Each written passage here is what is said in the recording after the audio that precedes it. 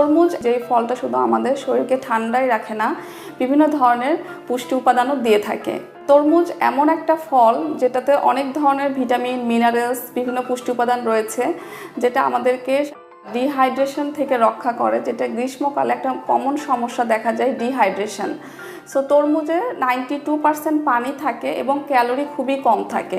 So দেখা যায় আমরা অনেক বেশি পানি খেতে চাই না, তারা যদি তরমুজ বা তরমুজের জুস করে খায়, সেটা কিন্তু আমাদের ডিহাইড্রেট থেকে আমাদেরকে রক্ষা করবে। এছাড়া যারা ওজন কমাতে চাচ্ছেন তাদের জন্য তরমুজ খুবই ভালো একটা ফল, কারণ তরমুজের ক্যালোরি খুবই কম। তো আমরা যদি এটা মিল হিসেবেও রাখি বা স্ন্যাক্স হিসেবেও খাই, আমাদের কিন্তু খুব দ্রুত ওজন কমাতেও তরমুজ হেল্প করে থাকে।